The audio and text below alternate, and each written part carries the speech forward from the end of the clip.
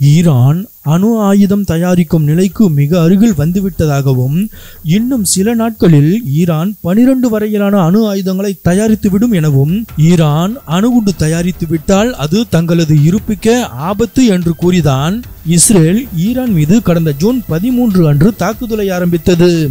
ஆனால் இஸ்ரேல் என்ன நோக்கத்திற்காக தாக்குதலை ஆரம்பித்ததோ அதனை நிறைவேற்ற முடியாமல் தவிக்கும் நிலைமைக்கு தற்போது ஆளாகியுள்ளது. அதாவது இஸ்ரேலால் ஈரானின் ஒரு மிக முக்கியமான அணு ஆலையை எவ்வளவோ முயன்றும் இன்னும் தாக்கி அழிக்க முடியவில்லை. அந்த அணு ஆலையின் பெயர் ஃபோர்டோ ஃபியூல் என்ரிச்மெண்ட் பிளான்ட் என்பதாகும். ஃபோர்டோ ஃபியூல் என்ரிச்மெண்ட் பிளான்ட் எனப்படும் இந்த ஆலை ஈரானிய நகரமான குவாமில் இருந்து வடகிழக்கே சுமார் 30 கிலோமீட்டர் தொலைவில் உள்ள ஃபோர்டோ எனும் கிராமத்திற்கு அருகில் அமைந்துள்ளது. சரி, இஸ்ரேலால் ஏன் இந்த ஆலையை அதன் ஏவுகணைகளை கொண்டு தாக்க முடியவில்லை என்பதற்கு பின்னணியில் ஃபோர்டோ அணு ஆலைக்கு இருக்கும் இயற்கை பாதுகாப்பு தான் காரணம்.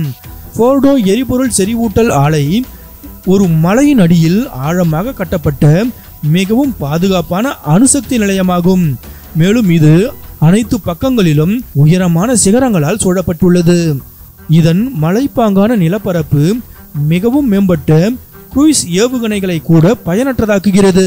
மேலும் இந்த இடமானது ஒரு சிறிய பகுதியில் குவிந்துள்ள ஏராளமான வான் பாதுகாப்பு அமைப்புகளால் பாதுகாக்கப்படுகிறது. இதனால் எந்த ஒரு ஏவுகணையும் அல்லது ட்ரோனும் இதன் வழியாக செல்வது கிட்டத்தட்ட சாத்தியமற்றது. இஸ்ரேல் இந்த ஃபோர்டோ ஃபியூல் என்ரிச்மெண்ட் பிளான்ட்டை தாக்கி அழிக்க முடியாத பட்சத்தில் ஈரான் அணு ஆயுதங்களை தயாரிப்பதை யாராலும் தடுக்க முடியாது. இஸ்ரேல் இந்த இடத்தின் மீது வான் பாதுகாப்பு அமைப்புகளின் வரம்புக்குள் போகாமல் தொலைவில் இருந்தபடி விமானங்களை கொண்டு ஏவுகணை தாக்குதல் நடத்தியும் யானை மீது விழுந்த எறும்பாக ஒன்றுமே ஆகவில்லை. இதனால்தான் இஸ்ரேல் ஈரானின் இந்த ஃபோர்டோ ஃபியூல் என்ரிச்மெண்ட் பிளான்ட்டை தாக்குவதற்கு அமெரிக்காவுக்கு அழைப்பு விடுக்கிறது. ஏனெனில் அமெரிக்காவிடம் மட்டுமே கடினமான மலைகளையும் நொறுக்கக்கூடிய மோவாப் எனப்படும் மதர் ஆஃப் ஆல் பாம்ஸ் எனும் அதிபயங்கர வெடிகுண்டு உள்ளது. அந்த வெடிகுண்டு கூட ஈரானின் இந்த கடினமான மலையை உடைத்து அதன் அடியில் இருக்கும் அணுசக்தி நிலையத்தை தகர்க்கும் என்பது சந்தேகம்தான்.